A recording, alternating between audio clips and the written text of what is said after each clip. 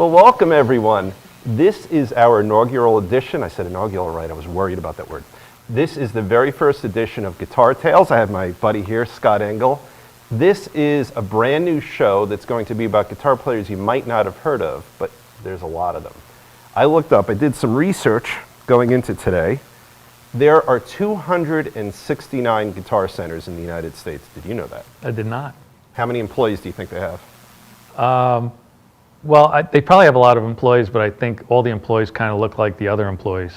It's just like a certain type of employee. Right. Cool. They're always annoyed with me when I go in there. I never play Stairway to Heaven. I probably should. You should? Yeah. Well, there's 10,000.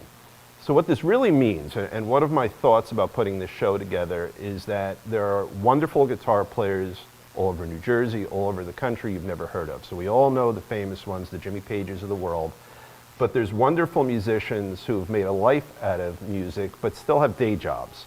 And one of the things that I care about are the stories about the people who have guitar in their life, who have bands in their life, who have history, and people who are old enough of a certain age who have the perspective to look back on a life in music and the times that sometimes life can interfere a little bit with music and music can interfere with life. And as I thought about my personal history with all the bands I've been in, so many guitar players I've met, wonderful musicians, and people who've really stuck with it and still built their own lives. So the first person I thought of to start our show after I met with my dear friends at Riverview Studios, put the name up right there, riverviewstudios.com, and is Scott Engel. There you go. I have known Scott since about 1978, 79. Definitely a while ago. Yeah, we've had a number of bands together, but it was really just one band in our bedrooms as kids. Doesn't sound right. But Yeah, we never played in the garage for some reason. No, it was always annoying our parents in the house. Yeah, my poor mom and maybe your parents too. My mother's still traumatized to this day that my bedroom was on the second floor and we had all these rock bands come over there. We had the drums set up in the bedroom, amplifiers, the whole works, and the chandelier in the dining room would literally sway. Oh. She talks about it all the time. She goes, if you ever get famous, you better, thank me that I put up with all that nonsense and all that loud music. I got yelled at. And all those weirdos coming to that house. Yeah. And then we had our gear. You always had to have new gear. Right. So that would be drag that up the stairs and amp. Boom, boom, boom, boom, boom. I had my Sun 112. It was about probably 80, 90 pounds. I put it on the front of my bicycle. I would ride through Mattawan with it. My first amp was a Lab Series amp, solid state amp. Like kind of like this. This is sort of a solid state. It's a nice one. Very loud. Right. Not a whole lot of tone. Pretty light. But that's all we could afford back then. It is. And at some point, my dad got me for Christmas a Fender Twin Reverb. Oh, that's a beautiful amp. Which once I got into the wedding band scene at some point, because my dad was a drummer, as you know, and he always had lots of advice like, stay out of rock bands, don't be in a rock band, you won't make any money, it's a miserable career, and get into a wedding band and make some real money. So that's what I did. I went and played in a wedding band. I totally sold out, wore a tuxedo. Did you really? And I had the Fender Twin Reverb, and one cold winter's wedding, all the tubes fell out of the amp. Oh, really? Smashed in the parking lot, and I'm like, now what am I going to do? Yeah, because I guess it was cold. I don't know what happened. I hit a bump and they all fell out. Wow. So I got in touch with the local music store as a friend of ours, and he stayed open. Joe Laurie, I bet, right? And he lent me a Marshall. And he never turned So back. here I was playing a Marshall at a wedding band gig, and it was just so loud and so ridiculous to play, Frank Sinatra through a Marshall. But I did, and I fell in love with Marshalls ever since. Well, I'm going to cut you off because I want to go back into Scott Engel's history a bit. Go ahead. All right. So you and I are the same age, class of 1982 in Mattawan. Right. And you started as a drummer. Your dad was a drummer. Dad's a drummer, and a jazz drummer, right? Yeah, he was with a band in the '50s called the Rocketones. They made some records with Jubilee Records and Elizabeth. And a quick side note: the lead singer of their band, Pete Saragusa, who had a son who became a very famous football player. Oh, really? Goose Saragusa. Okay. Anyway, I ran into Goose at a bar, and I whispered into his ear. I go, "The Rocketones," and he turned around like, How do you know the Rocketones? Oh, that's I funny. go, your dad and my dad were in this band together. Anyway, so yeah, I started off playing drums, pretty serious with it for a long time. You were a good drummer. Yeah, and I still play. Oh, okay. You still. And I think drums really, really help musicians. I mean, because I played bass and I played piano and all that. And I think that really having a good rhythm bass really helps with everything. Well, what I remember is how generous you were. And we were talking before we started just a few minutes ago. So when we were jamming together, I was on guitar, and then when we needed another person in the band, you slid over from drums. You gave it to Pete. Being multi-instrumental person, and I never used to sing then either, because I got my guts to sing later on in the wedding band. They made me sing, Right. and now you can't shut me up. Singing Twisted Sister songs and Bon Jovi songs, whatever it takes with the band. But yeah, I mean, You were I could easily slide over into another position to fill in the gap of the band, whatever we needed. Need a bass player? Okay, I'll play bass. You need me on the keyboards? I'll play the keyboard. But something drove you to guitar. Yeah. And that's what I want to talk a little bit about that. So when we were in a band, you weren't a guitar player. No. And you Didn't did know some how to keyboard play and guitar drums. at all. And then in college, we jammed once when you were in college. And what is it that drew you? Because right now, I mean, when I think of you as a guitar player. Right. So, Yeah, a lot of people do now. Yeah. I call myself Guitarmacist. right. We got all sorts of websites. to Yeah, put on yeah, the I got net. tons of stuff. But something, either musically or emotionally, or perhaps, and I want to run this by you, attention getting. I have an answer for this. Okay, I want to hear it. There's a definite answer. So here I am at the University of Rhode Island and going to pharmacy school, and my roommate was a guitar player, and he had an Ovation under the bed. And when he'd go to class, and I got, being I'm interested in all these instruments, I said, I never really learned how to play guitar. Let me noodle around on this thing. Totally clueless. I'm totally self-taught to this day. Never had a lesson on guitar, which is a curse and a blessing at the same time. But so I started messing around with that. Secondly, you can't play drums in a dormitory. You can't really, you can't beat on drums. You can't have a drum. You can't have, and those days they didn't have any electronic drums. You can't play a song alone anyway. Right. So then you go to parties, and the guy's got his guitar out and he's playing, and the girls are swooning, and I'm beating on my, I'm playing on my knees like a monkey. Right. And I go, I really need to learn how to play guitar if I'm going to meet girls. So that's how it kind of started. And that's exactly what I was getting at. That's is how that it goes. a lot of guitar players I know love music. You love music. I love music. But people sometimes approach it for And reasons that aren't music. And piano, I mean, piano is, it is a percussion instrument, but when you play guitar, it's more emotional. You can bend the strings, you can play loud, you can play soft, you can play it like a drum. Yeah, it's incredibly percussive. You can beat that thing, and you can, like you said, you could just do percussive sounds even. Right. Show us. The chicka, Do it. Do the chicka. classic chicka. Do the chicka. right? And by the way, one of the things we're going to be doing on this show, every show will have a live guitar. We got our amp set up here. And my guests will always be able to just pick up a guitar. You want to play something? Like we're talking about, like, Let me hear a chicka. here's a, Right. just whatever it is. And then you got all kinds of weird noises. And you have,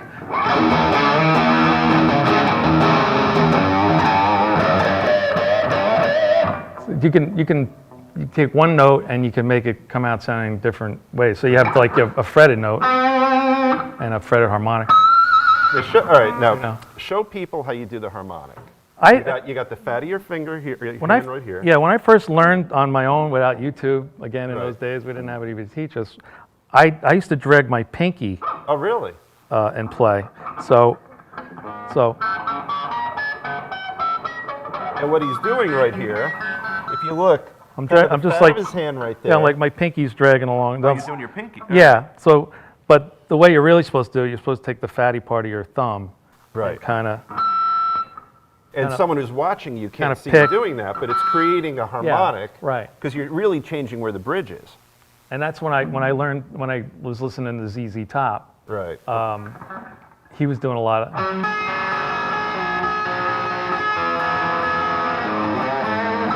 he would do, like, right. Every single note is a right. harmonic. It's- Yeah. You could just play. has no soul. You know what I mean? Right. And those little bends and stuff. Now, do you find it slows you down a little bit? Like, can you go quite as fast with a harmonic? Yeah, it wouldn't be for fast picking. Right, You know. right. But yeah, I mean, when I discovered, I don't know where I discovered it or how I discovered it, but I decided, well, if I just drag my pinky, So is that how you do it now? I do a little Or do hybrid you of know both. what you do? Like, are you aware of it? I usually do both. Okay. Yeah, like depending on what guitar you're playing, you kind of know, like if I that's a pinky drag, and here's Right. a And when you're doing it, you're an automatic, I would imagine. yeah, you know. And I see a lot of people, their hands going to be further up the neck doing harmonics. You like it back near the bridge. Yeah, you can get back in here, and then there's just the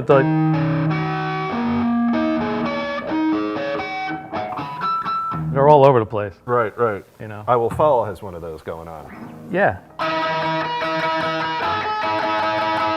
Right. I'm a and little the out of tune harmonics in there too, with a break.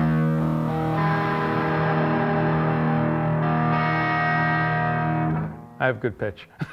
I There could you tell go. immediately I was out of tune. Now, before we go on, I want to give you some street cred with the folks who are listening. So Scott is in a band that is called the Smokin' Jackets. There's no G. The Smokin' Right. Jackets. And I wrote down your website because I'm not shy about the fact that I don't remember it.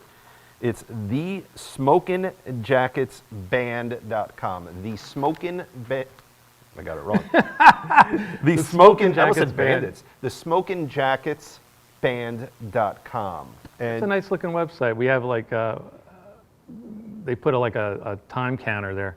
So whenever the next gig is coming up, which is Saturday, there's actually like, you know, the seconds are ticking away and the days are ticking away. You know, like kind of a. It's very cool. I saw you last summer, and I got to tell you, there's something about what you do, and I'll get a little serious for a minute here.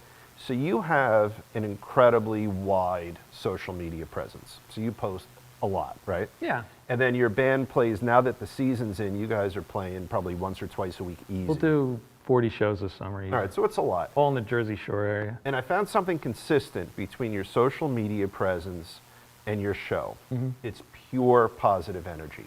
In other words, you post all day long and you're entertaining people. You're kind of pulling people together. Right. And I really like that because, you know, like everyone has their own politics and, Right. and it's interesting to read a little here and there, but you're putting on posts that simply allow people in their busy day to chuckle or find something interesting. That's what it's all about. I mean, look, music is a business, and I had a guy that was like in another band. I won't mention his name, but he was very political online. Right. And I'm like, you're going to lose 50% of your audience Right, right. if you're pro this or pro that or negative this and negative that. So you always see it's always a little jokey thing, and I'm very careful about what I'm joking about. And a couple of videos of me playing guitar, and also you won't see a lot of me noodling, like you know, playing like a wild man on guitar. Nobody cares. Right, right. Because Right? you're not doing it to show off. I always tell people like the big gig killer is playing Eruption Right, by right. Van Halen at a gig. It's I call it the bathroom song. Oh, that makes sense. Nobody, right. nobody. Look, it's great. You can handle the song and play the song, but people just they're not impressed anymore. Eddie does it better anyway. Right, right. So, you know, why bother putting that out there? It just I feel it like drags the energy out of the room. It really does. Well, you know, and it's funny. It's a real rookie move. Just Right. just play. We do some Van Halen songs But the in the fun band. ones. We just go right into the song. There's no noodling. Right. There's no fancy stuff. But your show is consistent with your internet presence. Yeah. Your show is pure positive energy. You Lot have of those fun. things those confetti-ish things. We that have blow- confetti cannons. Sometimes we blow up. The first time we played the Stone Pony, we had the confetti cannon loaded, and we got permission from the owner that we were going to do this. Right. But the stagehands at the Pony said to the drummer Tom Janarone, he goes, you know, you can't shoot that off in here, right? And Tom goes, yeah, like, oh yeah. So end of song, boom, confetti all over the place, and they were really annoyed. Oh, that's funny. To That's watch stagehands vacuum up confetti with a vacuum, you got to use a leaf blower. And we have toilet paper guns. I play kazoo, and, Right, I've seen and a that, yeah. Springsteen song. because nobody plays saxophone. So at practice, I had a kazoo in my bag because we used to cover. I used to cover like an old Rosalita, maybe? Ringo Starr song that actually used a kazoo. Oh, okay. There's a kazoo solo in a Ringo Starr song. I forget which one it is.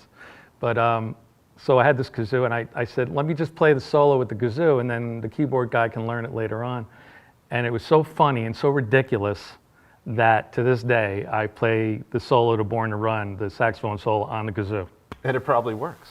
You know, and what people don't realize is I have to sing those high notes of through the the sax kazoo. through the kazoo. Oh, that's funny. I'm not blowing into an instrument making a note. I'm actually, screaming into this thing. That's good. Well, you know, it's funny. But it's a whimsical thing, and we have the drummer holds up signs. Let's hear it. Let's clap. I think that's wonderful. It's fun. It's a really, really fun band. It's fun to watch, and something my dad taught me early on is like, people don't necessarily care what a great musician you are, and there are a lot of excellent musicians, but they don't want to see a player. They want to see a performer. They want to be entertained. Yeah, I like that. And the thing is, when I watched you guys, what I was thinking about is the early Bruce Springsteen days. Not Bruce himself, but what he sang about. Right. When his songs, the thematics in his songs were talking about people having their really stressful, challenging lives, and they escape to the Jersey Shore. Right. And you guys are really carrying on in that tradition. Yeah, absolutely. I mean, it's people. I mean, they've seen us play the same songs like 1,000 times, that yet they still get up there, they still dance, they still cheer. They love the confetti cannon. We actually bought a bigger confetti cannon. I hope that was a mistake, but it's as big as this amp. Oh, really? It has a giant cone on it, and it can fill something like 6,000 square feet of confetti, or some kind of ridiculous amount of confetti. But yeah, we have a good time. Well, and the funny thing is, so I'm thinking like, and our songs are even our song choices are a little bit weirder or whimsical. Well, they're fun, but they're accessible. We're covering Loverboy songs. We're covering the old favorites, and this goes back to people want to be performed. Like you get a trendy band to go. Nobody's a Sweet Caroline. It's so ridiculous. I mean, who the hell wants to hear that? Listen, everybody wants to hear it, and if you do it your own way, right, and you have fun with it, and you let people sing, those corny songs, they may not be challenging on guitar, right, or vocally or anything, but it's not about us. No, it's about performing. That's why you're successful, dude. I mean, that makes perfect sense. Steve Vai, I met Steve at a taping of the Metal Show. A friend of mine was one of the hosts of that show, and Steve Vai said, he's a virtuoso. He's fantastic. Right. His gigs are full with guys on the front row, not hot girls or anything like that. Just a bunch of dudes staring at his equipment and trying to figure out what the settings are. Yeah, I don't like those. I mean, he's great, but I don't like that stuff. People have told me they get bored seeing Yngwie Malmsteen playing. I wouldn't care Fantastic player, but it's too much. Like, people can't even comprehend. No. It's not the fun atmosphere that we have. That's not the area that we're going. And that's like they're the Satrianis of the world. Like he's great, but I'm lucky if I can copy 1% of those guys. Right. And you don't and want guitar players copy each other. Let's be honest, we copy each other. Right. But being in a cover band, I'm basically playing other guitar players' stuff that they thought of, and I just have to figure out how to play it and make it work. Right, but it brings joy to people around you. It brings joy to you. I see that. I watch you. We cover Crazy Train, and it was like the last song of the night. We did Crazy Train, played the solo, the whole thing, confetti cannon. And this really tough, burly, biker-looking dude, comes up to me, real serious after I'm getting off the stage with my guitar. I'm like literally putting my guitar in the case, and he goes, "Dude," and I'm like, "You're about to get your ass kicked." Yeah, I'm seriously thinking I'm going to get some kind of ass kicking or getting yelled at or something. Like, "You totally did justice to Randy." Yeah, and we fist pumped. And I'm like, "Okay, let me buy you a beer, man." Oh, that's funny. So yeah, it was. And here's an example. You made that guy feel good. He went out. He didn't spend a ton of tickets. He thought it was great. Well, he can't watch Rhodes anymore, but the band, And then I got other people. I play my ass off all night with guitar, and sometimes if I'm in a good mood, I'll play behind my back or do something crazy, or do a 3-foot jump or something crazy. Some people that you think people are going to. I know. Tell me about it. that kazoo solo was insane. You know, what about the other stuff? Well, they went on the guitar. They like the kazoo solo. Again, nobody gives a damn. It's all about performance. That's great. I really believe that. Now, how does it make you feel that, you know, if you were to think of the most famous small musical venues in the country, I would say the Whiskey A Go-Go. Right. Probably the Stone Pony would make like the top 2 or 3. Yeah, I easily. mean, I'm trying to think of anything. I mean, the Whiskey and the Stone Pony are probably the 2 most famous I could think of. We were at the Pony one night, and Constantine Morales, the American Idol guy, was a friend of the band. He wanted to sing Journey with us.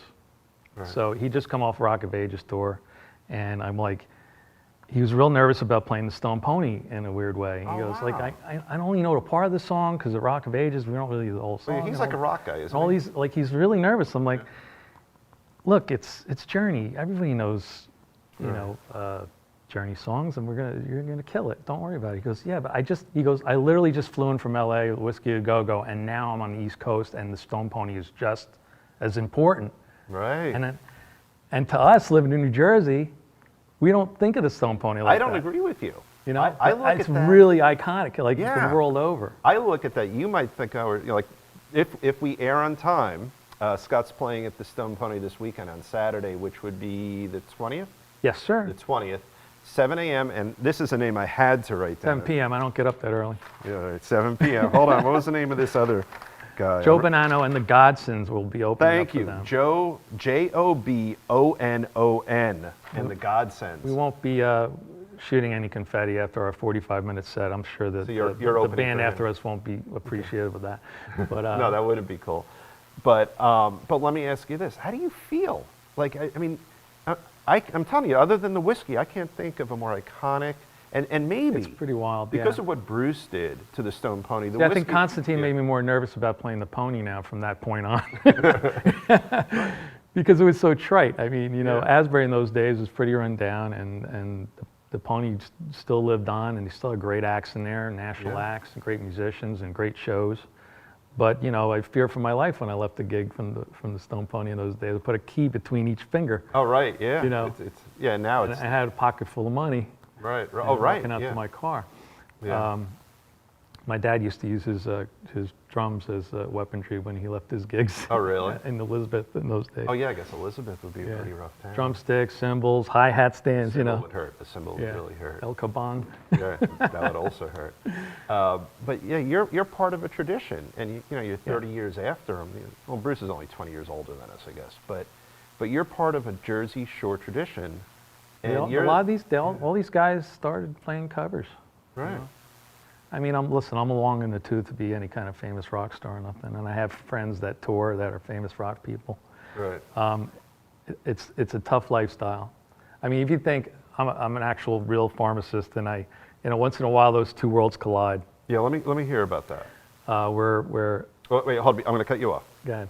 So you went to University of Rhode Island, 5-year program, playing all along the way. Right. I also learned today for the first time that you stole the name of one of my bands. I did. And even created a logo for it. Yes, I did. And you didn't tell me until now, 30 years later. I know. Almost. Well, you know, I was desperate. Right. John Doe and the Generics. That was the name of our band. Great name, and it's a great name for a pharmacy band. Or a cover band.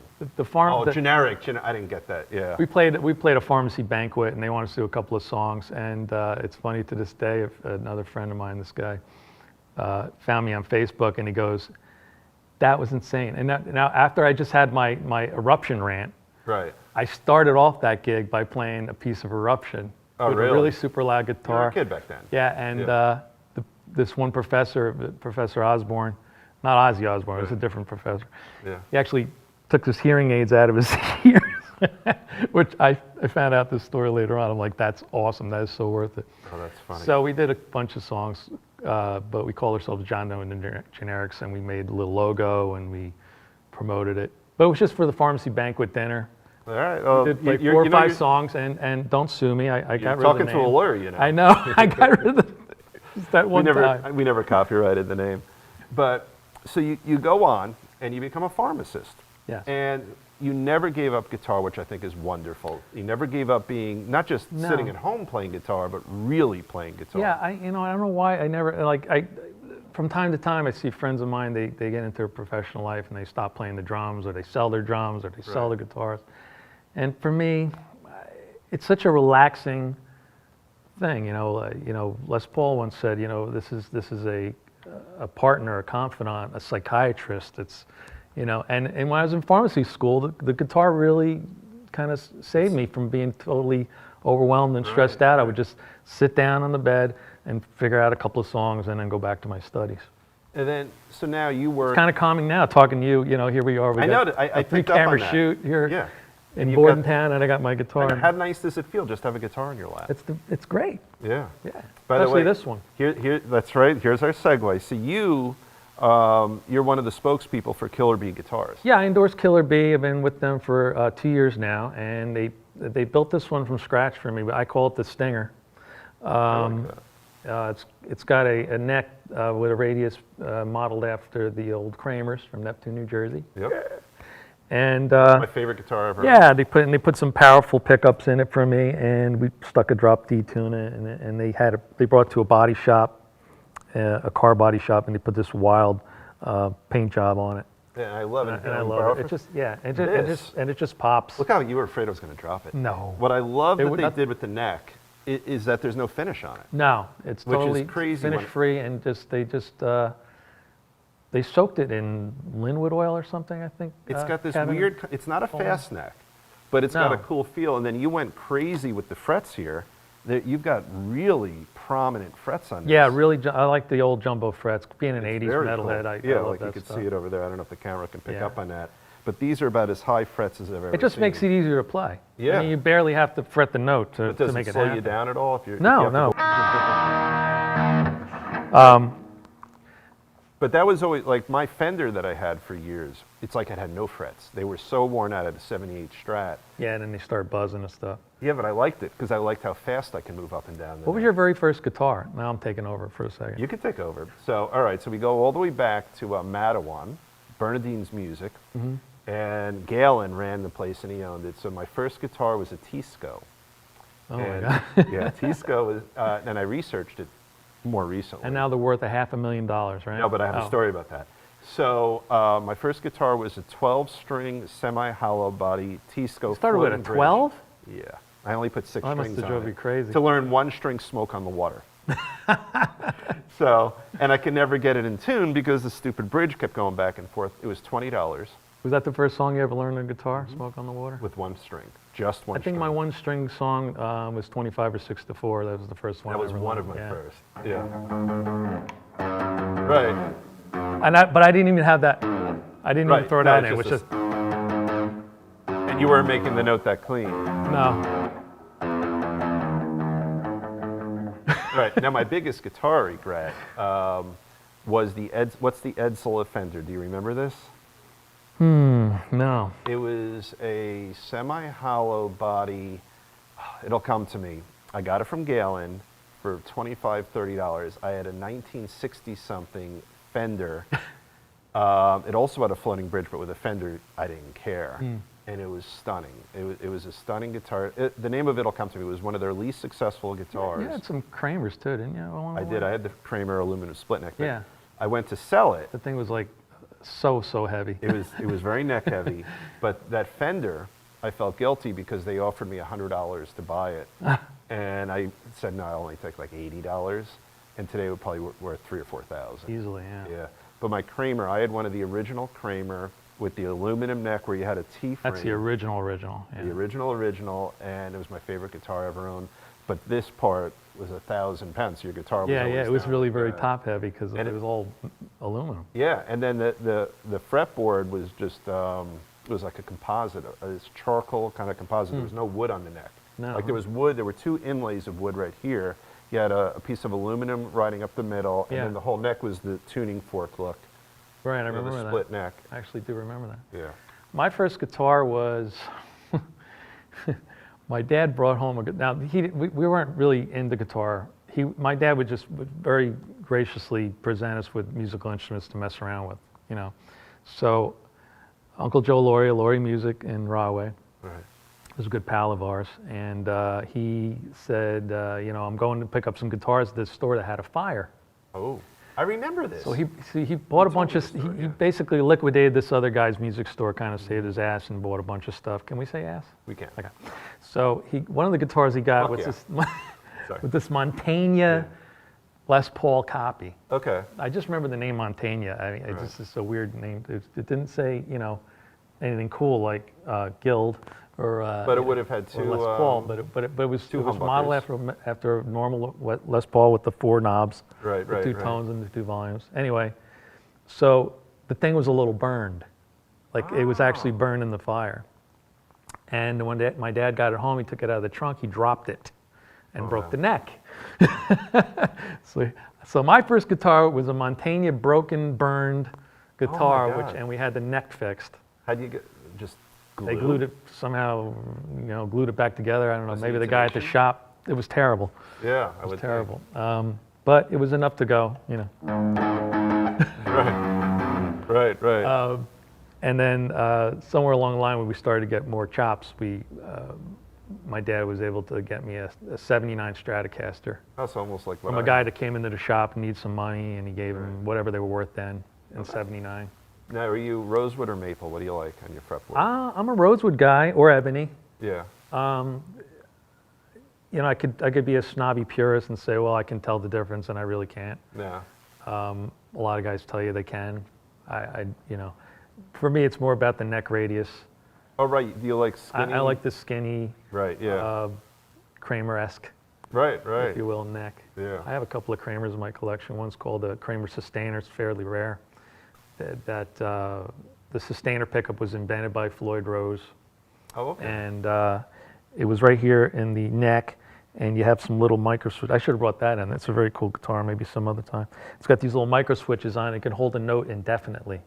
Literally. By exciting the strings, kind of like an EBow. Oh. Steve Vai uses a more modern version of that Okay. apparatus in his Evo guitar, but it'll hold a note forever, in 3 different octaves. That's pretty cool. The actual octave, Right. and then 2 other harmonics. That's almost it's like wild, an and it early just keeps version of what playing. the Edge did. Yeah, and it would just hold a note. So if you're just playing regular chords, nothing's going on. The minute you solo or 2-handed tap, Right. there's infinite sustain. It's monophonic, wild. not Yeah, polyphonic, it's really the way wild. that technology was. Now, we have a friend, Steve Petersek. Remember, he had a guitar where every fret was wired. Do you remember that guitar? I think it was a Hagstrom, maybe? Hagstrom did a lot of weird stuff like that. Yeah. I think the company had a pickup or cartridges or something you could put in the back. I think that might have been them too. Yeah, it was really Very interesting. creative, and they He were just- coming up with different. He didn't different use it ideas. that much. He played it as a regular guitar, but every fret was wired so it could become almost like a piano because you could just press that with just your left hand and he would create a note even without doing anything else to the string.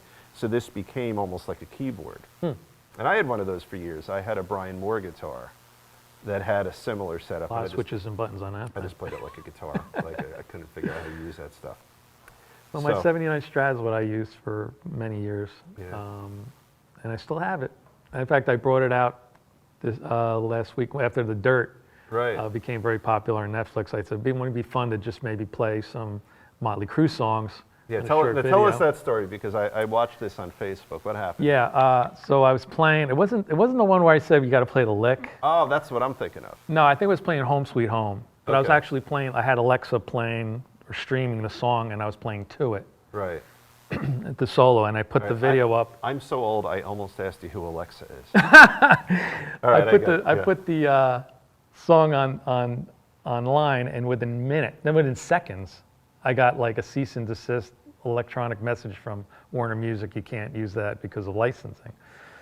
Do you want to delete it or do you want to dispute it? So I was kind of annoyed. I said, there's tons of guys playing songs along with records on eBay Right. and YouTube and You're stuff. just that good, Scott. So I don't think it was about me being good. I don't know what happened there. Oh. I was playing it note for note, so maybe it just looked like I was pretending to play. They and probably have an playing music. I don't- algorithm. Yeah, so the algorithm sniffed it out, Right. shut me down, and I disputed it, and I'm happy to say within about a week they said, okay, we unmuted your video and you can show it to the world. That's very cool. And by then it was too late. It was Right. a week The old, moment and was nobody gone. cares about Right. So let's take a break right now. You're watching us, you're listening to us on Guitar Tales on the inaugural show with my dear friend Scott Engel. Give us some outro music. We'll fade. Well, welcome back everyone to the very first edition of Guitar Tales with my dear friend and guest Scott Engel. Good to be here, man. Oh, it's great to have you. A second thanks to Riverview Studios. Fantastic facility. We should have the cameras pan around here. This place is absolutely fantastic. Very impressive. It's just a great facility. Like a real rock star. You are a real rock star. So we were chatting with Mary in between, and I lost track. So what I was trying to get you to, and she's so right, I wanted to talk about something that's important, and I got hung up on the fact that you stole my band name. Which you did, and you'll be served with the complaint soon. But so what was that flattery quote? You know, is copying is flattery or is the something? Greatest form of flattery? No, that's not going to help me. Your ass right, okay. So no. So what we wanted to talk about, both of us really, is the challenges you face because when people watch shows like this, it's usually someone famous who doesn't have a day job. Right. And they might talk about the challenges of being on the road versus family, okay? But what you have is a completely different animal, and you're not alone. You're a working band member. Yeah, absolutely. Full-time job, family, even pets. You were talking about taking care of your dog. Yeah. What does that feel like? Oftentimes, it is challenging.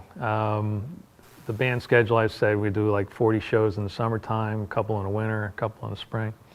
And, that is time away from family. It's not time away from work. Right. Work is always there. Right. I'm a full-time pharmacist. I work 2 different stores.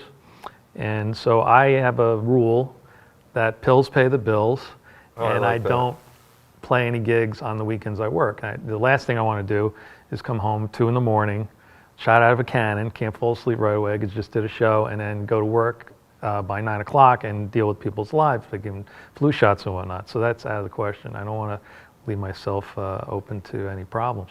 Well, you know what I find interesting? You and I hadn't chatted in probably 2 decades. We always stayed in touch, through Facebook. So and he shows up at my gig one day, and I'm did. What are you doing? Surprised you. Yeah. It was so great. When you talk about pharmacy, this air of just serious professionalism just comes right out of you. Yeah, like guitar player and pharmacist really don't go together. And right. And it's my dear friend Pat who years ago coined the phrase Guitarmacist. And you didn't come up with that? No, I didn't. Pat reminds me all the time that he came up with that idea. I like it. Yeah. So I loved it, and it's stuck ever since. But yeah, man, I've never booked a gig from the pharmacy. It just looks ridiculous. It doesn't seem like, a pharmacist could never be a guitar player and vice versa. I was doing a wedding gig, and there was a lady there, and she goes, you look really familiar to me, but I can't figure out where I know you from. She goes, you're my pharmacist. Oh my God, and she got all crazy. Like they can't believe it. Right. And I go, so I decided to have a little fun with her because she was having a couple of cocktails, and I said, well, I actually have a twin brother. You think that egghead pharmacist would be in a band jumping around like a nut? She goes, yeah, you're probably right. I just didn't make any sense to me. And at the end of the night, I told her the truth, and she punched me in the arm so hard I thought I was going to have to get an operation. But oh, that's funny. But once in a while, the 2 worlds collide. I'll see a customer at a gig, and they'll give me that kind of weird, Well, how do you feel about that? Yeah. Like, in other words, do you feel like suddenly you've lost your professional veneer? Yeah, in a weird way. But also it can go the other way. Seeing a customer get wrecked at a gig. Oh, that's true. And going crazy. One lady was so embarrassed that she stopped coming to the store. Oh, right. And I said, it's okay. You had a good time. Don't worry about it. Come on back. Because we call everybody that transfers out. We want to know why they're transferring out. Right. Did we do something anything personal? wrong? Did we do something wrong? So she came clean and said that she was very embarrassed and couldn't feel like she couldn't face me. Right. But you still trust me as a professional? She goes, yeah, and you're a fantastic guitar player, and I want to come back. I said, all right, come on back. And she goes to the shows every now and again. So when does it get really hard? Like have you had occasions in your life? Well, it's tough where we get an opportunity to play a gig that the whole band wants to play. had a chance to play Giant Stadium, I think, for Really? some kind of thing, and I couldn't do it. It was just on a work weekend, and it's my rule. I just cannot risk coming home late and going to work the next day and be focused. And my job's very important. And they're upset. But at the end of the day, the band gets it. They know what they're getting. If they want me, Right. and I just hit the microphone. Sorry about that, sound guy. It's like I think of the Little Rascals guy with his hat blows off his head. If they want me, they got to kind of play by the rules. But we have friends that are full-time musicians. That's all they do, day in, day out. My good friends, the Amish Outlaws, travel all the way from Delaware all the way up to Rhode Island, and they're constantly on the road. Right. Check them out if you get a chance. They're my favorite band. Now, what about your band? Is everyone a Smoking part-time? Jackets are made up of many professionals. Tom Janarone, our drummer, is part owner of Bar Anticipation. He's also an attorney. Right, and he's a comedian, isn't he? No, he's just a funny guy. Not making money with it. Our keyboard player, Tom Carlock, is an engineer. Okay. And our other guitar player, Jim Barber, is a athletic trainer. And Dan, our bass player, we don't know what he does. That's a good rock band He's so story. quiet, and he's the quintessential bass guy. Right, that's what they are. He right. literally shows up 20 minutes before it's time to play. He has an amp and a wire and a guitar. He plugs in, he plays, does the gig, kills, unplugs it, goes home. And that's it. It's a job. And you know what? That's something to be said too. I do treat the band like a job. Do you? Know. Now, does that take away from the joy? Sometimes we get crazy. We don't like to drink and play if we can help it. A couple of beers is fine, but you want to be focused in any job, and the band is no different. I just don't know how guys, obviously I'm not doing drugs, so I'm a pharmacist, but I don't know how you do drugs and drink and all that and still Play well. Play well. I mean, that just but blows the my mind. answer is if you listen. I mean, I literally have one too many Coors Lights. I'm in trouble. Right. Like, I can't remember lyrics. I'm fumbling around. Well, listen Terrible. to some of the old live Stones. They were horrible live sometimes. So They were sloppy as But we could treat it be. as a job. When I leave the house and, like I know a lot of guys that play out, their wives or girlfriends are at every single gig. Right. My wife's like, I'm going to work. Bye. I'll see you tomorrow. Right. We just treat it like a job. But what does that do? Like, some people love. Well, let me ask you this way: do you like that job? Love it. All right, there you Love go. it. So. That's what makes it worth playing out. Right. It's definitely not the money. Right. It's definitely not the fame. It's the enjoyment of playing in front of people, and like that burly guy who gave me I mean, you must have been on cloud nine. he thought it was, and You cleaned up your pants. the guys that love my kazoo playing. Yeah. So we have two more things left before we wrap up. for All today. right. All right. One is. And I have something for you too. I have to play for you. That's the first thing. Oh, okay. So you're going to play a Dave Cohen original that I Yeah. don't remember. We used to call Dave Chicka Chicka Cohen, which I don't know because he had a lot. Chicken. Because I can't play lead. This is the one, the riff. Oh yeah. That was That's the our first one. video. That's when we made a video. The other one was I forget what I was learning a cover. Maybe it was Paradise or.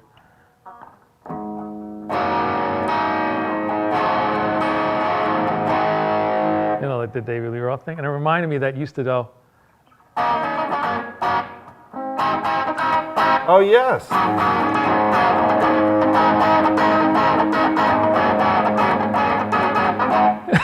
So there was a little bit of Dave Cohen in that. When I learned that song, I was like, that's that sounds awfully familiar. I haven't heard or played that in 30 years. Because whatever I wrote at 2 chords, because that's all I did. Now. Anyway, okay. So I created a game for our show. It's a game show now. It is. All right, nice. All right. And I know your answer will be good for this. So it is 6 Degrees of John Bon Jovi. All right. Because I just like to point out John Bon Jovi is older than me and will always be older than me. Go ahead. Yeah. So, all right, there has to be one. What are your John Bon Jovi connections, if any?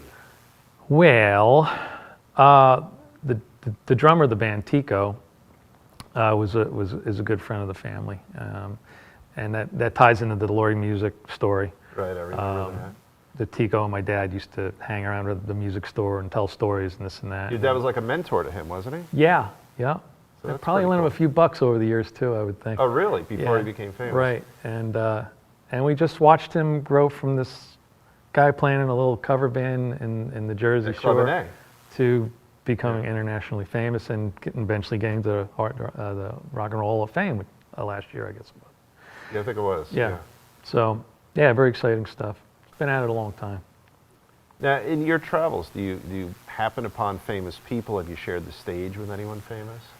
I guess the most famous person I ever played with was Constantine at the Pony that time. I think that's a big deal.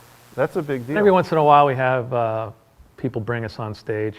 Another good friend of ours is this guy Mark, who's in the WWE, or was. He's one of the Dudley Boys. Oh, okay. And he's brought us on stage a couple times. He's in the Hall of Fame too, at the WWE Hall of Fame. I went to see him get inducted last year. Ended up on television, and people were asking me backstage, "Are you famous?" And I go, "Yeah." I literally wore sunglasses like a jerk, just to make it look like I kind of fit in with all the other wrestlers who were definitely more famous than me. So play the role. What the hell? If you're gonna do it, right? That's right. Okay. That's right. So I think that our drummer Tom is pretty good friends with Dave Bryan, and Dave's has expressed an interest in coming to play with the Smoking Jackets. I don't know when that's going to happen, but it will happen. I'll have to. Who's that? Dave, he's the keyboard guy of Bon Jovi. Oh, he is. I didn't Come on, know get that. with it. Yeah, I know. Well, it's not even, like, he's older than I am, too. So, well, I want to thank you so much for joining us today for our very first episode. Yeah, man, it was a blast. I mean, our first ever guest. Yeah. It's a good thing.